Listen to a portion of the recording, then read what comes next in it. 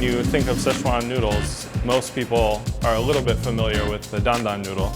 It's rich and nutty, a little sour, a little salty. You really need the depth of the darkly roasted sesame and a little bit of funk from the yasai. The star is the noodle. This is Tso'l Food, an American journey through the Chinese kitchen. I'm Gerald Tan, and right now I'm tasting the Sichuan noodle sensation, Dan Dan Mian. Alright, I'm eating this whole bowl now.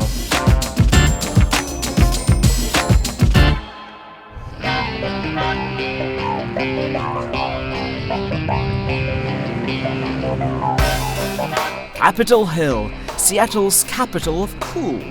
Progressive and irrepressible, it's where the city's subcultures collide. The love for coffee, music, and open green spaces. Where every color and creed is celebrated even on the crosswalks.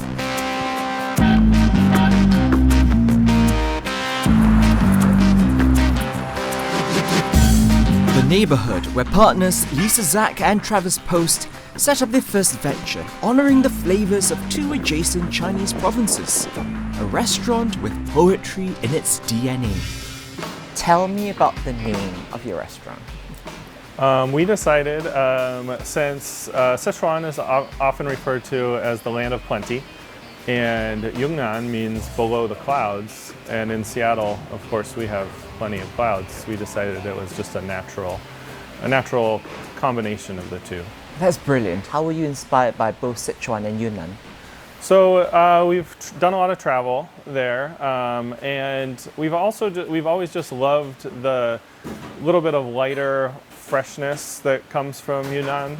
It's a very diverse region, so things that people aren't familiar with when they think of Chinese food, like bright, fresh herbs. That's where Thai chilies come in, and that real heat often comes from the dishes that are inspired by Yunnan, and also one of the spiciest dishes on our menu is the chrysanthemum salad. So people But are... it sounds so tame. Innocent. Right, exactly. It sneaks up on you.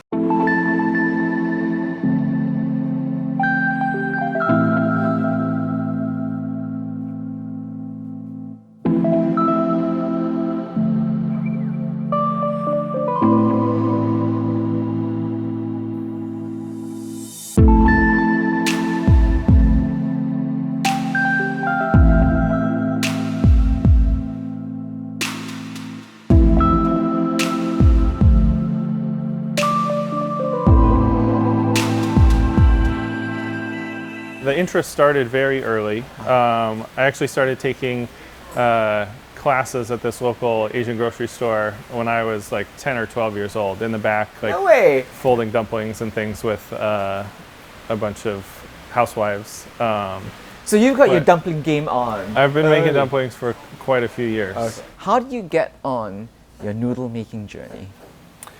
Well, we started about 2 years ago doing a regular series of noodle specials every Sunday and Monday night. It would always be handmade, it would always be unique. And then through that obsession, we bought a very small pasta roller, and then we got one slightly bigger.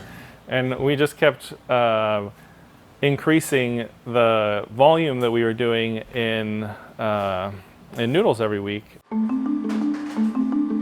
The noodles shine at plenty of clouds, full of bounce and body, with plenty of character derived from locally grown wheat.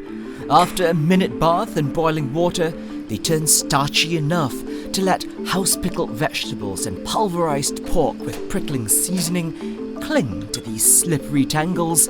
Textbook Dan Dan Mian. The name of the dish traces back to its days as a street snack in Sichuan, sold by vendors carrying bamboo poles with baskets on either end, a contraption known as tanzi.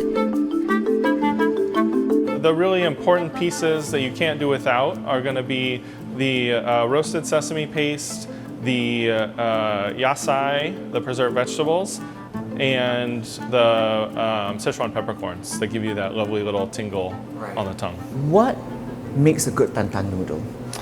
To me, it all comes down to the noodle. That's why we decided to go ahead and just make all of our own noodles in-house. We decided that we were surrounded by such beautiful Washington wheat that has this like wonderful nuttiness and also a good strength that you need for a proper bite of a noodle. Mix it all up? Yeah, mix it all the way up from the bottom. Get the sauce to coat everything.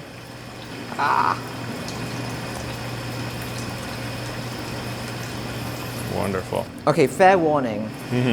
Hot pepper pansy here. I'm gonna sweat. Okay, that's fine. It's our chili oil is the middle of the road. It's not too extreme. As usual, my tongue Yeah. is starting to lose sensation. Uh-huh. Look at that, glistening under all that sauce, and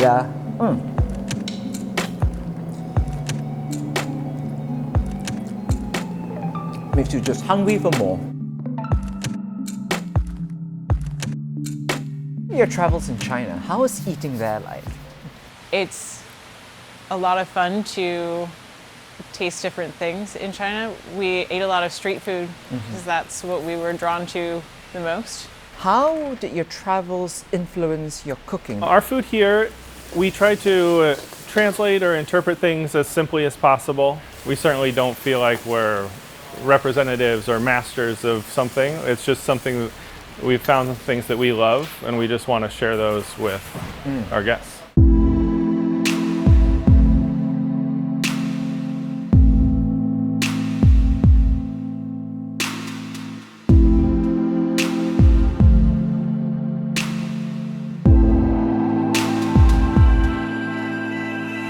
Well, we try to make sure that everyone feels comfortable and they know what they're getting into because it is an adventure. Well, eating is always an adventure. I hope so.